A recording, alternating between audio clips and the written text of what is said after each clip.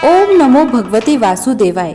पिछले पूरे वैशाख मास में आपने द मैजिकल जिंदगी के माध्यम से वैशाख मास की कथा को सुना। उम्मीद करते हैं आपने हमारे द्वारा सुनाई गई इस कथा में आनंद प्राप्त किया होगा।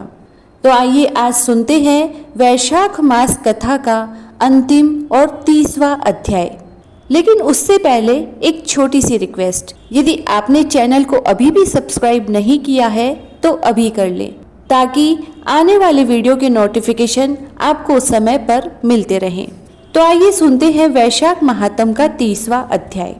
श्रुतिदेव कहते हैं कि हे राजन, वैशाख शुक्ल की अंतिम 3 तिथियां त्रयोदशी, चतुर्दशी और पूर्णमासी बहुत ही शुभ फल देने वाली हैं। 3 तिथियां पुष्करणी कहलाती है, जो यदि वैशाख में महीने भर तक स्नान न कर सके तो इन 3 तिथियों में स्नान करने से पूर्ण फल मिलता है। त्रयोदशी को संपूर्ण देवता इकट्ठे होकर जीवों को पवित्र करते हैं। पूर्णमासी के दिन संपूर्ण तीर्थ विष्णु भगवान के संग इकट्ठे होते हैं। चतुर्दशी के दिन यज्ञ सहित सब देवता उन्हें पवित्र करते हैं। वैशाख मास की यह तीनों तिथियां अति शुभ, पुत्र पुत्रादि देने वाली तथा पाप को नाश करने वाली है। जो सारे वैशाख मास में स्नान नहीं कर सका, वह इन 3 तिथियों में स्नान करके पूर्ण फल प्राप्त कर सकता है। इस प्रकार यह संपूर्ण वैशाख का महात्म बुद्धिमान श्रुति कीर्ति के आगे कहा हुआ, जैसा सुना देखा है, वर्णन किया गया है। और उसको पूरी रीति से तो ब्रह्मा जी भी वर्णन नहीं कर सकते। पहले शिवजी ने कैलाश पर्वत पर पार्वती जी को कथा सुनाई तो 100 वर्ष में भी पूरी नहीं हुई। श्री विष्णु भगवान जगन्नाथ श्री नारायण के बिना इस कथा को कौन कह सकता है।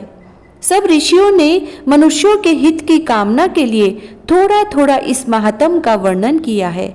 सो हे राजन, तुम वैशाख मास में दान आदि सत्कर्म करो, इससे तुमको निश्चय पूर्वक मुक्ति मिलेगी। श्रुति देव जी इतनी कथा राजा मिथिलेश से कह जाने का विचार करने लगे तो राजा के हृदय में अति दुख उत्पन्न हुआ।